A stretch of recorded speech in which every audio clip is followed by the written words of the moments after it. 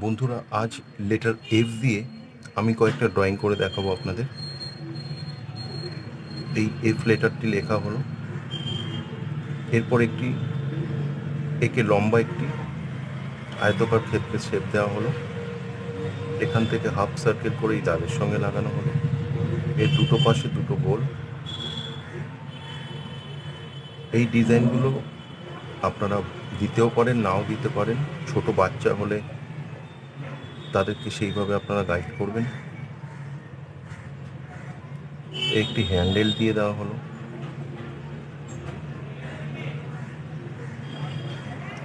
F দিয়ে হয়ে গেল আমাদের ফ্লাক্স ড্রয়িং। এরপর এফ দিয়ে ড্র করব ফ্ল্যাগ। প্রথমে এফ লিখে নেওয়া হলো, এবার এর সঙ্গে আরও দুটো করে দাগ বাড়িয়ে দেওয়া হলো।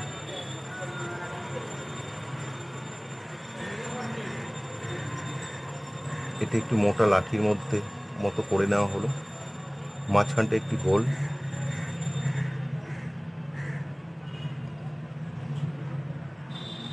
বন্ধুরা, এই গোলের ভিতরে যে 26টা দাগ হয় সেইটার একটি সহজ হিসাব আপনাদের বলছি।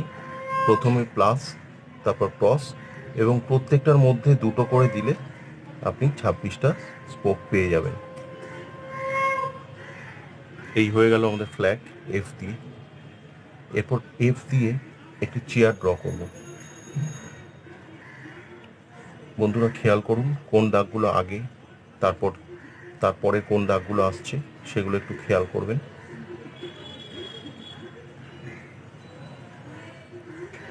এই হয়ে গেল বসার জায়গা।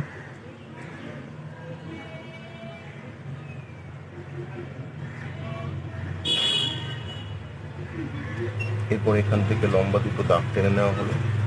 তারপরে এই দাগটি, তারপর চেয়ারের পায়াগুলো ড্র করে নেওয়া হচ্ছে। একটি পাদানি দেওয়া হলো। এর পিছনে যে চেয়ারের পাগুলো সেগুলো ড্র করে নেওয়া হলো। বন্ধুরা, আশা করি আঁকাগুলো খুব সহজ লাগছে আপনাদের।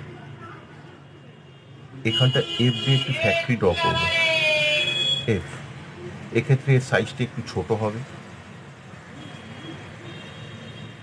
ছোট বাচ্চাদের শেখানোর ক্ষেত্রে এই ড্রয়িংগুলি আশা করি খুব সোজা হবে।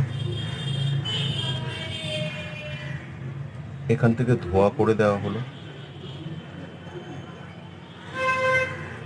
এই লাইনটিকে ডবল করা হলো এবং একটি ছোট গোল জানালার মতো করে দেওয়া হলো। কমপ্লিট হয়ে গেল আমাদের ফ্যাক্টরি। এই একইভাবে আরও বাড়িয়ে করা যেতে পারে, সেটা বাচ্চাদের আপনারা বুঝে করাতে পারেন। এফ দিয়ে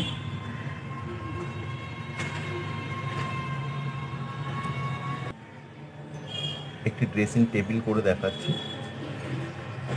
এফ, এটাকে পাশের দিকে বাড়িয়ে নিয়ে একটি বড় আয়তকার শেপ দেওয়া হলো।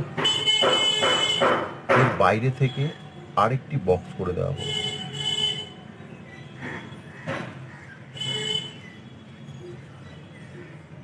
ছোট বাচ্চা হলে তাদের স্কেল দিয়েও আপনারা ড্রয়িংগুলো করাতে পারেন, অথবা পয়েন্ট দিয়ে দিলেন, ডট দিয়ে দিলেন, যে একটা লাইন থেকে আর একটা লাইন অব্দি যোগ করো।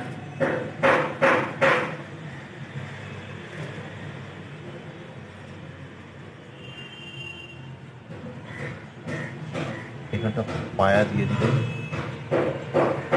কমপ্লিট হয়ে গেল আমাদের এফ দিয়ে কয়েকটি অবজেক্ট ড্রয়িং।